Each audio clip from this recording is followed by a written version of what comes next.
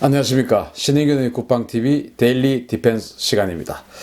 오늘은 어제 우리가 뉴스를 많이 봤죠. 바로 중국의 정찰기가 우리 카디즈, 즉 방공 식별구역을 침범한 것에 대한 그런 그 뉴스가 많이 나왔었어요. 그런데 저는 왜 왔는가 이런 것들을 한번 분석을 해보겠습니다. 제목은 수상한 대한해협, 집결하는 미국과 중국의 정보자산이라는 제목입니다. 자, 중국 정찰기가 11월 26일 월요일이죠. 또 우리 방공식별구역을 침범했습니다. 바로 오전 11시부터 오후 3시 53분까지 무려 5시간 가까이 우리 한반도 주변을 배회하다가 돌아갔습니다. 산둥반도 쪽으로 돌아갔는데 항적을 보면 이렇습니다. 산둥반도 쪽에서 와서 이렇게 제주도 남쪽으로 해서 다시 대한해협을 거쳐서 강릉 쪽으로 올라갔다가 다시 그 역순으로 내려갔는데 이 시간이 토탈 한 5시간 가까이 걸렸더라 라는 내용이에요. 그러면 이제 어떤 비행기가 왔냐? 바로 이 Y9G라고 하는 이 비행기입니다. 중국의 최신 전자전 정찰기인데요. 바로 제가 얼마 전에 우리가 전면전을 할 때 미국이 북한의 방공망, 즉 북한의 레이더 기지를 어떤 식으로 하루 만에 초토화시켜 버리냐 하는 것들을 제가 이제 심층 분석 코너에서 전자권 특집으로 방송을 해드렸죠. 거기 보면 북한의 레이더 기지를 한 번에 폭격하기 위해서는 또는 그것에 대해서 시드 작전, 즉 전자전을 펼치기 위해서는 그 레이더 기지의 전파의 특성을 알아야 됩니다. 특성을 알려고 하면은 평소에 이런 전파 수집 정찰기가 계속 활동을 하면서 그 레이더의 전파를 수집을 해야 되죠. 그 수집을 한 것을 가지고 데이터베이스를 탁 축적을 해가지고 이거는 SA5, 이건 SA2 이렇게 이제 축적을 한 다음에 그것을 가지고 나중에 방해 전파를 쏠 때 그와 유사한 전파를 쏘아서 방해 전파를 만들어버리는, 즉 제밍을 해버리는 그게 시드 작전이다라고 말씀을 드렸었죠. 중국도 마찬가지로 이런 대형 수송기에다가 그런 전파 수집 정찰기를 운영을 합니다. 그게 바로 Y9G라는 정찰기인데 이게 어제 즉 11월 26일 날 우리 방공식별구역을 침범했습니다. 이런 것들을 보면 우리 군사 분야에 대해서 잘 모르시는 분들은 전투기가 아니니까 이거 별거 아니지 않느냐라고 생각하실 수가 있는데 평시에 전쟁 안 하는데 전투기 100번 1000번 와봐야 사실 위협 안 됩니다. 이런 게 왔다 갔다 하는 게 이제 기분 나쁜 거죠. 왜? 뭔가 우리 거를 가져갔기 때문에. 전투기는 와봐야 가져가는 게 없어요. 그런데 이런 정찰기는 뭔가 우리 것을 가져갔다. 안 가져가고는 오지가 않습니다. 가져간 겁니다. 그럼 뭘 가져갔을까? 그것을 제가 분석을 하도록 하겠습니다. 최근에 이렇게 중국의 Y9G가 우리 방공식별구역을 침범해서 오는 것이 거의 원래 행사가 됐어요. 원래를 하는 건지 월말 행사를 하는 것인지는 모르겠지만 희한하게 또 이게 월말에 집중이 되어 있습니다. 자, 지난 8월 29일 날 말이죠. 여기 보시면 대한해협을 또 침범해서 지나갑니다. 대한해협을 지나가죠. 항적이. 그리고 10월 29일 날은 또 오늘하고 어제하고 똑같은 코스로 와서 여기는 스시마 해협을 지나갑니다. 대마도를 중심으로 해서 한국 쪽으로, 즉 부산 쪽으로 있는 바다는 대한해협, 그리고 대마도를 중심으로 일본 큐슈 쪽으로 있는 바다는 스시마 해협이라고 하지 않습니까? 그런데 8월 29일은 대한해협을 지나가고 10월 29일은 스시마 해협을 지나가고 11월 26일, 즉 어제는 또 대한해협을 지나갔어요. 왜 대한해협, 스시마 해협을 왔다 갔다 할까? 이때 그러면 도대체 무슨 일이 있었기 때문에 중국의 전파 수집 정찰기가 왔을까? 8월 29일은 우리 부산 쪽에 미국의 탄도미사일 추적 군함인 하워드 로렌젠이라고 하는 군함이 왔습니다. X밴드 레이더를 탑재하고 있는 그런 군함인데요. 이 군함이 우리 대한해협 쪽으로, 부산 쪽으로 와서 아마 그때 북한의 탄도미사일 관련 좀 특이 동향이 있었나 봐요. 그래서 하워드 로렌젠이 이 지역에 출몰을 했습니다. 그랬더니 아마 중국의 전파 수집 정찰기가 하워드 로렌젠의 전파를 수집하기 위해서 도대체 이 X밴드의 특성은 어떤 것인지, 이 하워드 로렌젠의 전파의 능력은 도대체 어느 정도인지, 이런 것들을 이제 파악하기 위해서 Y9G가 바로 출격을 하지 않았나 생각이 되고요.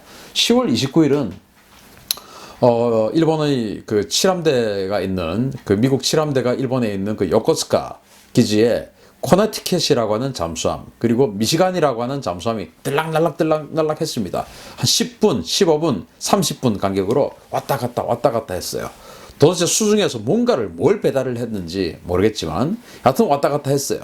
그래서 이런 것들을 탐지하기 위해서 도대체 이 잠수함들이 무슨 일을 하는지, 또 그 잠수함이 지상에 있는 기지와 교신을 하기 위해서 쏘는 극초단파들, 그 신호는 도대체 어떤 특성을 가지고 있는지, 혹시나 그것들을 채취할 수 있지는 않을까, 또 만약에 바다에 있다면 그런 것들을 또 어떻게 채취할 수 있지 않을까 하는 그런 생각을 가지고 아마 그때 당시에도 이 Y9G가 스시마 해협 쪽으로, 그때는 뭐 일본에 이 잠수함이 왔다 갔다 했으니까 스시마 해협 쪽으로 왔던 것이 아닐까, 그렇게 생각을 하고요. 그러면 11월 26일 이번에는 도대체 무슨 일이 우리 대한해협에 생겼다는 말인가요? 바로 이런 일이 있었습니다. 부산항 제8부두, 부산항이 이제 뭐 1부두부터 시작해서 쭉 부두가 있는데 그 중에서 8부두는 미군이 쓰는 부두입니다. 미군이 쓰는 부대인 8부두에 로얄이라고 하는 미 해군의 해양조사선이 11월 20일 날 입항을 했습니다. 화요일이죠. 11월 20일 날 입항을 했다가 11월 25일, 즉 일요일까지 부산항에서 휴식을 취하고 11월 26일 날 출항을 했습니다. 이제 주말까지 휴식을 취하고 월요일 날 출항을 한 거죠. 월요일 날 출항을 했는데 이 로얄의 임무를 파악하기 위해서 바로 이 Y9G가 출격을 하지 않았나 생각을 하거든요. 이 로얄은 그러면 어떤 임무를 하느냐? 바로 이런 일을 합니다. 바로 수중에 있는 적의 신형 잠수함의 음문을 그리고 그 스크류 소음 이런 것들을 탐지하는 그런 그 임무를 가지고 있는데요.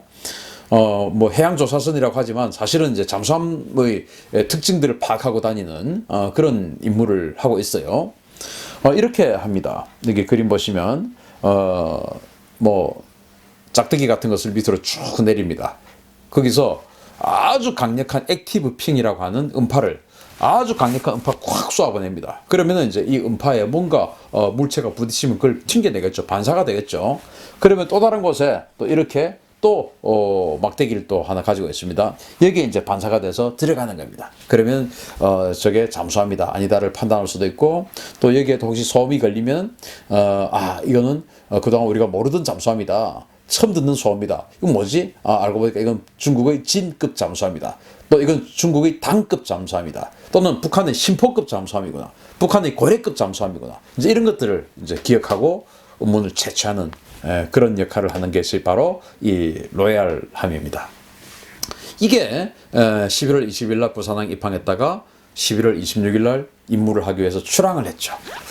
뭐 임무를 하기 위해서 출항했는지 아니면 뭐 돌아가기 위해서 했는지 모르겠죠. 어쨌든 출항했습니다. 그 시간에 맞춰서 바로 Y9G가 온 거죠. 바로 이 로얄이 어떤 임무를 하는지, 어떤 음문을 탐지하는지를 알기 위해서 저는 왔다고 봅니다. 또 그와 맞추어서 미 본토에서 날아온 포세이돈이라고 하는 대잠 초계기가 일본을 훑고 다니고 있습니다. 이게 이제 뭐 한 번만 했냐라고 생각이 될 수 있지만, 여하튼 뭐 제가 파악하기로는 11월 21일 날 일본 상공을 이 미 본토에서 온 30 비행대라는 곳에서 왔는데, 여기는 훈련 비행대예요. 조종사 훈련하고 뭐 이런 그 기량을 훈련하는 훈련 비행대인데, 그렇다고 맨날 훈련만 하는 그런 또 부대는 아니고 유럽 지역에서, 지중해 지역에서 실전도 뛰었던 부대입니다. 그래서 미국은 훈련단이든지 아니면 뭐 예비 부대든지 그 어떤 부대도 언제든지 실전을 할 수 있게끔 다 임무와 능력을 갖추고 있죠. 그래서 아마도 지금 이제 실제로 작전 뛰는 그런 그 포세이돈이 좀 부족해서 이 훈련 비행대, 즉 제30 비행대에 있는 이 훈련 비행대의 포세이돈까지 와서 지금 뭔가 탐지를 하고 있지 않을까 생각을 하는데, 이 포세이돈의 임무는 바로 잠수함을 탐지하는 것입니다. 그러면은 이 지역에 바로 이 동해 지역에 또는 대한해협 지역에 뭔가 새로운 음향 특성을 가진 잠수함이 출현한 것은 아닌가라는 추론을 할 수가 있는 것이죠.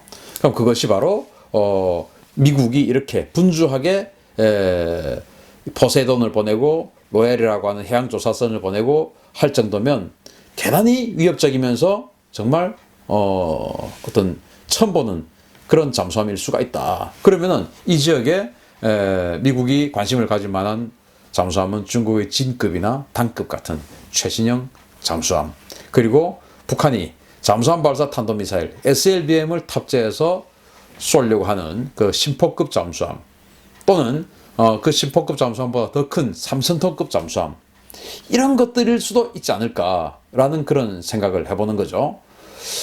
그래서 이런 것들에 대한 전파를 탐지하기 위해서 다시 중국이 또 대응하기 위해서 Y9G를 보내서 포세이돈과 해양조사선 로얄의 음파를 탐지하고 뭐 이런 각축전이 지금 대한해협에서 벌어지고 있다라고 저는 분석을 합니다. 자, 이렇게 대한해협을 둘러싸고 주변국은 분주합니다. 그런데 우리 해군에도 P3 대잠 초계기가 꽤 많이 있는데, 우리 대잠 초계기들은 과연 여기에서 같이 임무를 뛰었는지 작전을 같이 했는지 그건 뭐 전 모르겠어요. 그런데 요즘 분위기 같으면 과연 뭐 그렇게 열심히 정말 그 북한에 대한 어떤 그 정보를 열심히 찾으러 다니고 있을까라는 좀 걱정이 드는 건 사실입니다. 어쨌든 미국과 중국은 뭔가 새로운 것이 지금 물속에 나타난 것을 어떤 정황을 가지고 이렇게 각축전을 벌이고 있는데, 바로 우리 앞바다인 우리 또 해군작전 사령부의 앞바다인 대한해협에서 지금 이러고 있는데, 우리는 과연 뭘 하고 있었을까라는 그런 물음표를 던져보면서 우리 가만히 있지 말자. 우리도 여기에서 우리 해군에도 해양정보단이라고 있습니다. 그래서 그런 쪽에서 바로 우리도 세력을 보내서, 전력을 보내서 뭔가 새로운 것이 나타났다면 그것이 북한의 SLBM 잠수함인지 중국의 단급인지 진급인지 민급인지 위안급인지 이런 것들을 우리도 다 축적을 해놓자. 언제 쓰일지 모르니까요. 그래서 우리도 적극적으로 우리 주변국의 벌어지고 있는 이 새로운 군사 상황에 적극적으로 대비하자라는 말씀을 드리면서 오늘 데일리 디펜스 분석을 마치도록 하겠습니다. 감사합니다.